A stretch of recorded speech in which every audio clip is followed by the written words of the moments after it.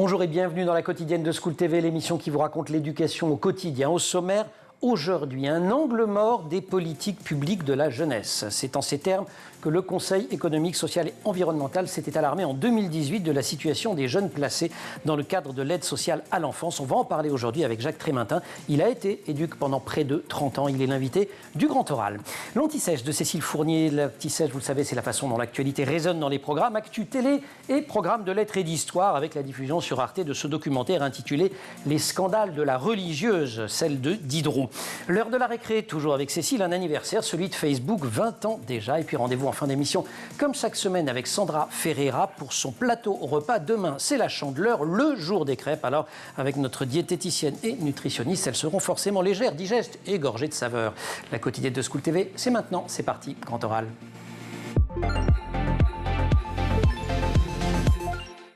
Plus de 300 000 jeunes relèvent de ce qu'on appelle la protection de l'enfance. Certains sont concernés par de simples mesures éducatives, d'autres au placement en foyer ou en famille d'accueil. Tous ces jeunes sont au cœur du livre, souvent poignant, toujours édifiant, de Jacques Trémintin. Je vous le montre, ce livre qui se donne à lire comme un tableau impressionniste. Chaque chapitre ajoute une touche qui contribue au motif général. Et ce motif général, c'est le métier d'éducateur spécialisé que vous avez pratiqué, Jacques, pendant 27 ans. Le sous-titre, d'ailleurs, annonce la couleur, fragment de vie d'un référent ASE. Le titre, c'est Au cœur de la protection de l'enfance, livre qui vient de sortir aux éditions RS. Bonjour, Jacques Trémintin. Bonjour. On est ravis de vous accueillir. La clé de ce mode de traitement, comme ça, par petites touches, vous la donnez, ou plutôt c'est Philippe Gabran d'ailleurs qui la donne dans la préface du livre.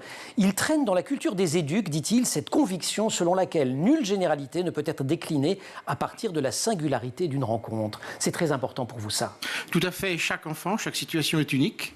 Et le fait de vouloir généraliser ou imaginer des recettes qui permettraient de fonctionner à chaque fois, c'est un leurre et c'est une tromperie.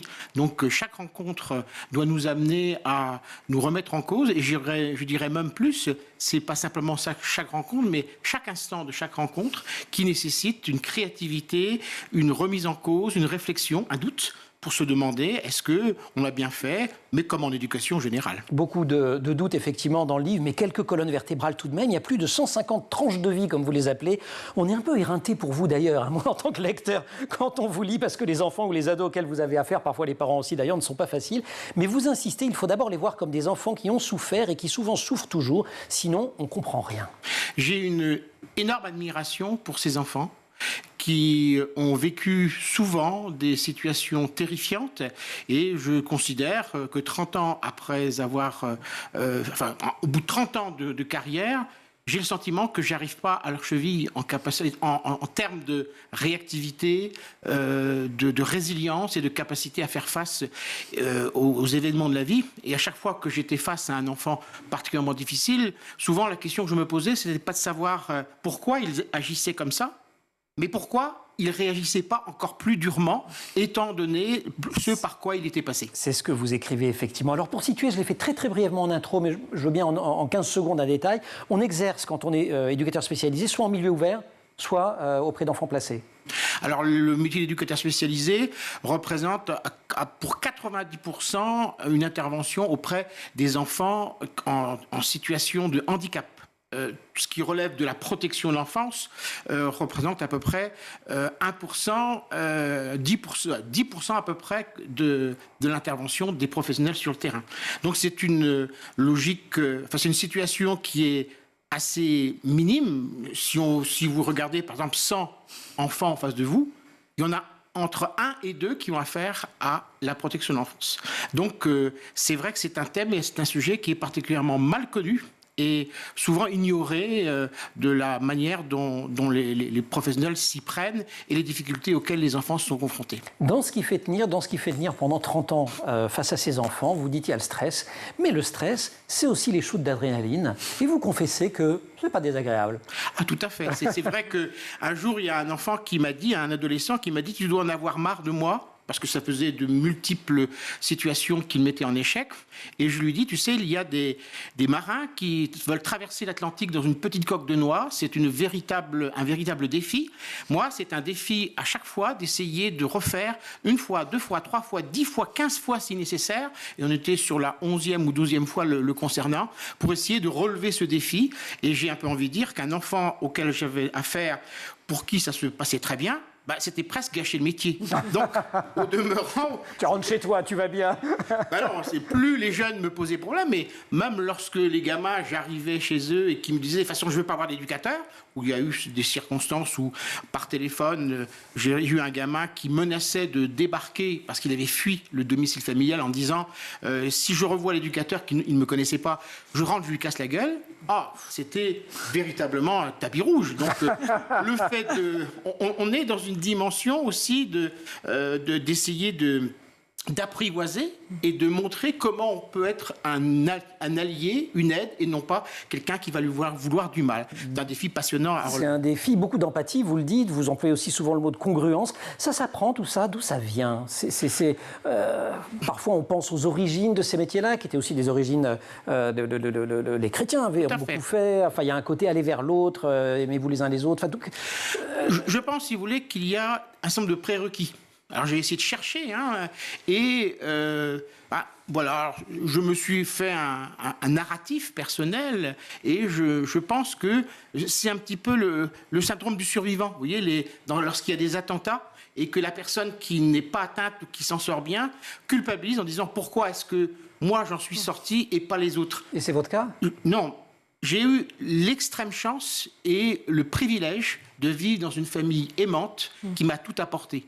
Et je crois que je me suis construit une idée pourquoi j'ai eu cette chance et pourquoi d'autres ne l'ont pas. Et pourquoi les autres n'ont pas. Et alors, je pense que encore aujourd'hui, je considère que je n'en aurais jamais fait assez pour ces enfants-là. Vous en avez quand même fait pas mal, si j'en crois la lecture de Fragments de vie d'un référent ASE qui vient de sortir, c'est aux éditions RS dans cette collection L'éducation spécialisée au quotidien. Je cite Joseph Rouzel qui a fondé cette collection, Philippe Gabran, Daniel Terral, parce que c'est important cette collection qui donne la parole à des personnes du terrain. Et Jacques, on vous retrouve vous juste après l'Anti-Sèche, Cécile Fournier. Cécile, bonjour. Bonjour. Anti-Sèche qui rebondit aujourd'hui sur la diffusion sur Arte d'un documentaire à partir du roman La religieuse de Diderot. Ce documentaire est de Fanny Belvisi. Il est intitulé Les scandales de la religieuse. Alors ce documentaire revient sur l'adaptation que le réalisateur Jacques Rivette avait fait du roman de Diderot en 1966. Le film avait alors suscité une vive polémique et avait fait couler beaucoup d'encre, les uns l'accusant d'être blasphématoire, les autres de pornographique complètement. André Malraux, alors ministre des Affaires culturelles, le fait donc interdire et le président de la République, Charles de Gaulle, dira ces mots: ce film est interdit et le restera. Bingo, c'est une interdiction qui crée un vent d'indignation dans le pays et on parle de ce film probablement beaucoup plus que sans l'interdiction. Alors de nombreuses personnalités s'insurgent contre cette censure, il faut bien le dire, dont François Mauriac. Et malgré l'interdiction, le film est sélectionné pour le Festival de Cannes, ça c'est un sacré pied de nez. Après de nombreux combats juridiques, le film est enfin autorisé à sortir le 26 juillet 67. En fait, la levée de la censure ne sera confirmée par le Conseil d'État que 8 ans plus tard. Et pour la petite info, il fera quand même 3 millions d'entrées. Ce qui est pas mal. La religieuse de Diderot, enfin le film du moins de Rivette est scandaleux, mais parce que la religieuse l'est. Oui, le livre dont est tiré le film l'est effectivement du film de Diderot, pardon. Je rappelle qu'il a terminé de l'écrire en 1780, mais que le livre a été publié 16 ans plus tard à titre posthume.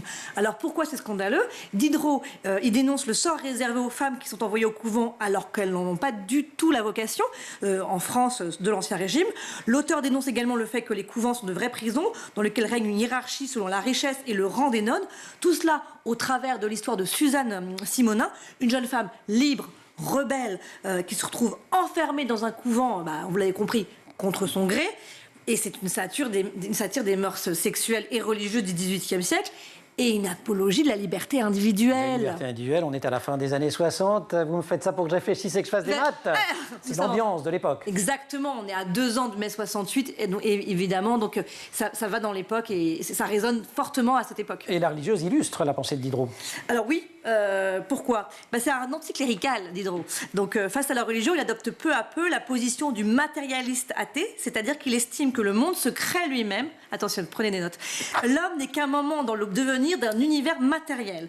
Selon lui, la crainte de Dieu est un obstacle à l'épanouissement de l'homme. Et ce livre, c'est aussi un hymne à la liberté de penser et au savoir. Et au savoir, et à l'idée que le savoir doit être mis à la portée de tous.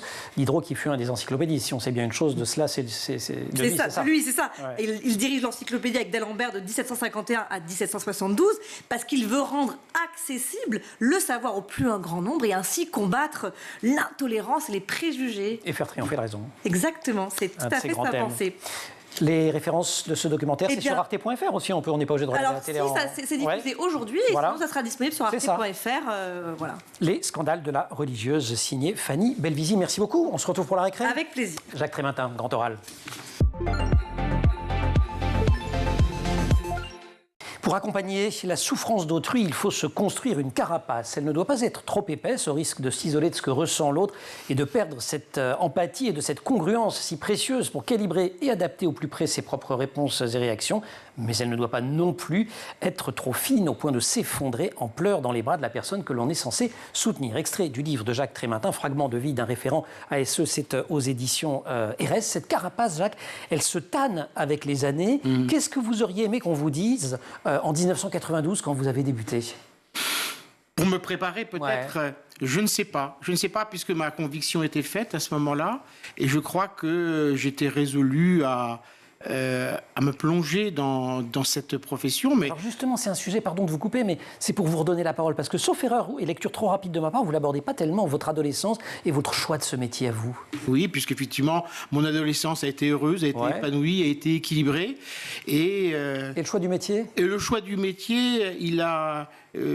alors, ça va peut-être vous sembler ridicule, mais pause café. Oh, Véronique Jeannot. Véronique Jeannot. Mais ça ne me semble pas ridicule du tout. Mais c'est génial. Vous savez qu'il y a eu les 30 ou 40 ans, on a fait une émission sur Pause Café. Et donc, pour celles et ceux qui nous voient comme ça, entre boomers, Pause Café, c'était une série, un feuilleton, on disait à l'époque, télévisé, qui se passait dans un lycée, c'était entre collège unique et lycée polyvalent, en banlieue, et elle était assistante sociale, effectivement. Voilà, et c'est cette motivation qui m'a poursuivi et qui m'a donné envie d'être dans cette posture d'accompagner, d'aider. Et je dois dire d'ailleurs que lorsqu'on voit le comportement de Véronique Jeannot dans ce téléfilm, on est assez proche, c'est assez fidèle aux valeurs et à l'éthique du travail social malgré tout. Cet accompagnement, il ne marche pas à tous les coups, mais quand même, vous décrivez des dizaines de cas où des enfants, des ados dont on se dit celui-là ou celle-là, ça n'a jamais marché. Finalement, 5, 10, 15 ans plus tard, vous les recroisez, ils sont insérés. C'est ça qui est assez étonnant, c'est qu'on n'a aucune maîtrise, ni dans un sens, ni dans l'autre. Et d'ailleurs, ce que je dis souvent, c'est qu'au cours de ma carrière, j'ai calculé, je crois que j'ai accompagné 312 enfants et jeunes adultes, en tout, sur 28 ans. Et je ne me suis jamais posé la question de savoir, est-ce que ça vaut la peine ou pas d'accompagner cet enfant. Pour moi, il s'agissait de donner le meilleur de ce que je pouvais donner, et je ne suis pas sûr d'y être parvenu véritablement, mais donner le meilleur de façon à permettre d'accompagner et d'aider et de soutenir cet enfant en disant, ben voilà, je propose, l'enfant dispose.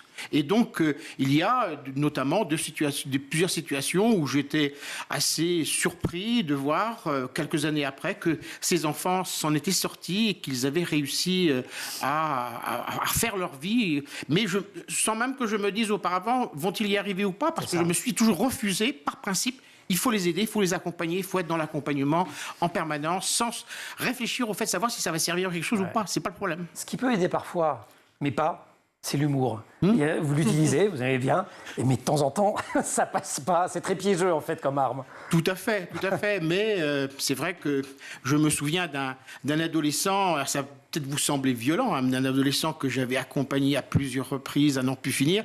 Et puis, au travers d'une multitude d'essais, d'accompagnement, de solutions pour trouver pour lui. Et puis, une des solutions que je lui trouve, c'était ce qu'on appelle un séjour de rupture. Vous savez, ce sont des séjours que l'on organise à l'étranger. Il s'agissait qu'il aille, je ne sais plus... On se dépayse complètement. Voilà. Et puis, le gamin me répond, il me dit, mais en fait, je ne veux pas y aller parce que je ne veux pas être être kidnappé par les terroristes. Et à ce moment-là, ce qui sort aussi sec, je dis, mais mon pauvre gars, t'es tellement emmerdeur que les terroristes, ils vont nous payer pour te récupérer. Et une fois que j'ai dit ça, je me suis rendu compte de l'agressivité, mais le gamin, il a éclaté de rire. Et effectivement, parce qu'il savait aussi que j'avais fait mes preuves, et il savait que j'étais un inconditionnel et que j'étais là tout le temps pour lui, et qu'il pouvait me foutre en l'air 3, 4, 5, 6 fois, la 7e fois, je serais encore là. Donc, il n'a pas senti dans ce trait d'humour comme une offense, mais comme quelque chose de très rigolo, parce que finalement, il disait, ben voilà, je serais peut-être encore plus fort que les terroristes s'ils me kidnappaient. Vous avouez parfois dans le livre, souvent d'ailleurs, des fragilités, des interrogations, des doutes. Il y en a une qui revient de manière assez récurrente, c'est une difficulté avec les personnes en situation de handicap. Oui. Vous n'avez jamais réussi à vous y faire, en fait, et à avoir l'empathie que vous auriez souhaité avoir dans ces cas-là? Non, je pense que là, je suis arrivé au bout de ma compétence. Hein, c'est vrai qu'autant le fait d'accompagner un enfant ayant des troubles du comportement, je me suis toujours senti très très à l'aise, peut-être parce que j'étais finalement presque aussi caractériel qu'eux, peut-être. Hein. Mais pour ce qui est du handicap et de la maladie mentale, c'était là que je me suis rendu compte que je n'avais pas été en capacité de pouvoir les accompagner, mettre à leur écoute et être suffisamment disponible à leurs difficultés. Et ça fait partie des fragilités. Alors la difficulté, vous savez, c'est que un éducateur spécialisé, il est spécialisé en tout, ça veut dire qu'il est spécialisé en rien. C'est-à-dire qu'il s'occupe de tous les type de public en fragile, et que ça fait partie d'un public pour lequel je me sens encore incompétent. Une seule attitude doit prévaloir, une écoute bienveillante et non jugeante, éviter d'enfermer l'autre dans une classification figée constituant une étiquette stigmatisante. Fin de citation. C'est encore une ligne importante, une colonne vertébrale qui traverse tout le livre. Fragment de vie d'un référent ASE, c'est dans la collection... je vais oublier son nom, l'éducation spécialisée au quotidien, les éditions Je n'ai pas oublié CRS et Jacques Trémentin, je n'ai pas oublié non plus. Vous non plus, vous n'allez pas l'oublier. Jacques, on le retrouve après la récré. Cécile Fournier. Rebonjour Cécile. Bonjour. On va fêter un anniversaire. Je ne sais pas s'il faut vraiment le fêter pour tant de raisons, mais enfin quand même. Facebook a 20 ans. Oui, Mark Zuckerberg, le créateur, avait 19 ans quand il l'a créé. Il n'avait sans doute pas imaginé qu'elle allait connaître le réseau qu'il avait créé. Le succès, Le succès, oui, j'ai oublié des mots. Le succès, j'en oublie des mots, moi. Le succès que ça allait être, en fait, 20 ans plus tard. Quelques chiffres sur Facebook aujourd'hui. C'est 3 milliards d'utilisateurs actifs mensuels dans le monde, dont 32 millions en France. Et Facebook, c'est aussi un chiffre d'affaires vertigineux, 33,6 milliards de dollars au 3e trimestre 2023. Et une de ces success stories, comme les Américains les adorent, puisqu'elle commence par un échec. Exactement. En octobre 2003, Mark Zuckerberg lance FaceMash. L'idée des photos d'étudiants défilent et l'internaute peut alors cliquer sur le bouton sexy, soit sur le bouton pas sexy. Ça me fait penser un peu aux applications de rencontres, mais bon. Ouais. Il va être obligé de fermer rapidement le site car ça ne plaît pas, d'autant qu'il a piraté la base de données de l'université d'Harvard pour récupérer les photos. Mais pourtant... Fin de l'histoire. Eh oui, mais non. Il n'a pas dit son dernier mot. Non. En janvier 2004, il dépose le domaine thefacebook.com. Le problème, c'est que cette idée semble très inspirée du portail étudiant House System créé par Aaron Greenpan, qui a un onglet trombinoscope appelé The Facebook. Oui, d'ailleurs, aujourd'hui encore, Aaron Greenpan continue d'accuser Zuckerberg d'escroquerie. Mais pourtant, c'est le réseau créé par Zuckerberg qui triomphe extrêmement rapidement. Mais oui, et 24 heures après sa création, il a déjà 1200 étudiants inscrits sur les quelques que compte l'université d'Harvard, et un mois après, la moitié d'entre eux est membre. Les ambitions de Zuckerberg qui dépassent très rapidement les frontières d'Harvard, qu'il va quitter sans son diplôme d'ailleurs, si mes souvenirs sont bons. Oui, en mars, il a plus tellement besoin, le garçon. Non, il y a à ce moment-là de distance. En mars, 3 autres universités intègrent le réseau. En juin, 150 000 étudiants sont inscrits au sein de 30 campus. Et là, Facebook entre dans la cour d'écran et intéresse les investisseurs. Peter Thiel, qui est fondateur de PayPal, injecte $500 000 et acquiert 10,2% de la société. On rigole plus, là. Voilà, et la suite de l'histoire est bien connue. Hein. C'est une histoire de croissance qui n'en finit pas. Qui n'en finit pas. Alors, il rentre en bourse le 18 mai 2012. Avant cela, il acquiert le réseau Instagram. En février 2017, c'est au tour de WhatsApp d'être racheté par Facebook. Le 28 octobre 2021, Facebook change de nom, attention, et devient Meta. Et enfin, le 5 juillet dernier, Meta lance Thread, un média social un média social de microblogage. Voilà, Meta qui ne s'intéresse pas qu'aux réseaux sociaux. En fait, c'est la grande ensemble qui englobe toutes les activités de Facebook. Parce que Mark Zuckerberg a annoncé avoir investi de plus de 10 milliards de dollars dans l'infrastructure informatique visant à développer l'intelligence artificielle générale. Elle ambitionne d'égaler ou de surpasser les capacités humaines dans des tâches cognitives complexes. Super, histoire à suivre. Ah Merci oui, beaucoup. Les réseaux sociaux, les jeunes sur les réseaux sociaux, c'est une chose, mais les professionnels les utilisent aussi. Vous êtes un retraité actif, vous. Tout à fait, tout à fait. Mais moi, je ne suis pas sur les réseaux sociaux, j'en ai aucun. Ouais. Mais je pense que, étant un boomer, j'ai quand même un souvenir lorsque j'étais adolescent, où on diabolisait la bande dessinée, qui allait s'opposer à la culture et qui était un détournement, finalement, de la bonne éducation. Et je constate aujourd'hui qu'on a tendance un petit peu à diaboliser peut-être les réseaux sociaux. Mais vous avez des collègues qui s'en servent. Oui, au niveau de la prévention spécialisée, c'est-à-dire les éducateurs qui font un travail de rue auprès dans les quartiers, auprès des jeunes les plus en difficulté. Bien sûr, leur travail, c'est se retrouver dans la rue au contact. Effectivement, au moment du confinement, c'était un petit peu compliqué. Donc, il y a un certain nombre d'éducateurs spécialisés qui se sont mis sur les réseaux sociaux pour pouvoir garder contact avec ce public en difficulté. Et c'est quand même une des vertus extraordinaires des réseaux sociaux. Ça a créé une discussion au niveau des différents services pour savoir comment on était dans la continuité. Et il y a un certain nombre de services de prévention spécialisés qui utilisent maintenant les réseaux sociaux. Merci beaucoup. Jacques, Cécile, merci beaucoup également. Grand Oral, on retrouve Jacques dans 3 secondes. Primum non nocere, en premier, ne pas nuire. Cette maxime qui guide les médecins devrait être gravée en lettres d'or au-dessus de nos bureaux. Le lecteur qui aura perçu au travers de ces pages la complexité et l'ambivalence de cette mission pourra refermer ce livre avec satisfaction. Il aura compris mon message central. Et ce message, c'est celui du livre Fragment de la vie d'un référent. Azeu, vous êtes indulgent, Jacques, avec les parents? Je suis indulgent parce que ce n'est pas en les diabolisant et en les mettant à l'encens. Enfin, quand on rencontre des problématiques, on mesure que ce sont le plus souvent, des parents qui, c'est pas qu'ils ne veulent pas, c'est qu'ils ne peuvent pas, qu'ils ont eux-mêmes connu toute une série de difficultés qui ils sont centrés sur la résolution de leurs difficultés pour pouvoir être accessibles par rapport à leurs enfants. Donc c'est vrai que il y a de tout. Il y a des parents violeurs, il y a des parents qui maltraitent, et puis il y a des parents. Alors les parents violeurs et maltraitants, bien sûr, il ne s'agit pas de les valoriser, mais il s'agit d'essayer d'imaginer, de comprendre d'où viennent leurs différents comportements. Et souvent, on se rend compte qu'eux-mêmes ont été enfants violés ou bien battus. Ça ne les excuse pas, ils doivent passer en justice. Mais après, ce que j'ai remarqué, si vous voulez, c'est que leurs enfants sont toujours en recherche, ils sont dans la quête de ce que ses parents vont leur apporter. Et parfois, au moment de la majorité, j'ai vu un jeune qui est retourné alors qu'on l'avait protégé pendant des années avec des protégé de ses parents. Visites protégées, c'est-à-dire qu'il voyait ses parents en ma présence. Le jeune est retourné voir ses parents parce qu'il a peut-être le sentiment qu'il avait été empêché. Et là, ça a été une énorme déception qu'il a fallu qu'on accompagne parce qu'il s'est rendu compte que ses parents n'avaient pas forcément changé et qu'ils étaient toujours aussi maltraitants. Et qu'il n'était pas protégé pour rien. Les flèches les plus acérées que vous décochez dans le livre, parce que vous en décochez quelques-unes, elles ne sont pas contre les jeunes, on l'aura compris, pas contre les familles, c'est contre l'administration parfois, c'est pas contre vos collègues non plus, je redis bien, mais l'administration et puis des politiques publiques qui empêchent de travailler correctement. Vous avez des mots assez durs.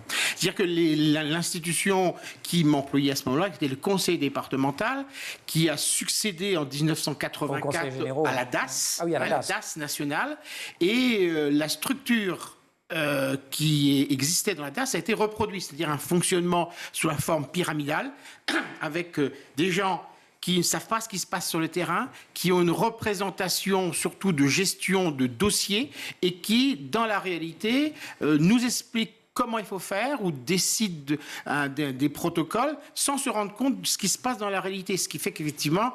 ça vous a énervé. Ça m'a beaucoup énervé. Et d'ailleurs, j'avais une très mauvaise réputation au niveau du conseil départemental d'être un rebelle. J'ai toujours refusé de remplir ces fiches projets, objectifs éducatifs et autres démarches pédagogiques. En plus de ça, il y a le manque de moyens et qui ne date pas d'aujourd'hui. Je vous cite là encore, l'urgence se gère le plus souvent sur le mode bricolage. Tout à fait, tout à fait. Et la situation est en train de se dégrader de façon catastrophique, puisque dans mon département, on compte entre 300 et 500 mineurs pour lesquels il y a aujourd'hui une mesure de protection judiciaire et pour lesquels il n'y a pas de solution. Et ce n'est pas Quand vous dites simplement... mon département, on est en Bretagne, Loire-Atlantique. Je vais me brouiller. On est en Loire-Atlantique, dans le 44. Mais il y a énormément de départements qui sont dans ces situations. Et d'ailleurs, je crois qu'il y a 7 présidents du conseil départementaux qui ont donné, qui ont fait un appel, qui ont signé une lettre en demandant vraiment une réforme, une remise à plat de cette protection de l'enfance qui est complètement prise à la gorge. Et à laquelle on demande en permanence, je vous cite là encore, d'être efficace, d'être rentable, faut des chiffres. Or, on a bien compris, mais j'allais dire, alors là, pour le coup, lisez-le en entier, le bouquin, hein, mais vous n'êtes même pas obligé de lire les 150 tranches de vie, on en lit une dizaine, et on comprend bien que ça ne rentre pas dans un tableur Excel, ce que vous faites. Tout à fait. À chaque fois, une même intervention auprès d'un enfant lambda et d'un autre enfant ne demandera pas les mêmes moyens, ne demandera pas le même investissement, ne demandera pas le même temps. Ce qui fait qu'au final, on se trouve dans une situation où, dans un cas, c'est effectivement pas rentable parce qu'on met beaucoup plus de temps, et dans l'autre, ça semble être superficiel. En tout cas, on ne peut pas compter comme ça. Tout à fait, on ne peut absolument pas compter comme ça. D'un mot, s'il y a bien une caractéristique, dites-vous, que vous avez rencontrée chez tous les adolescents, et je voulais qu'on termine là-dessus avant de passer à table, c'est l'absence de rancune. Tout à fait. Cette rancune par rapport à leur famille, est toujours assez impressionnante parce que, comme je le disais tout à l'heure, ils sont dans la quête de ce qu'ils n'ont jamais eu et de ce qu'ils aimeraient à un moment récupérer et retrouver. Et dans toute ma carrière, sur ces 312 enfants dont je parlais, j'ai en tête 2 mineurs qui ont, entre guillemets, sinon renié, du moins couper les ponts avec leur propre famille.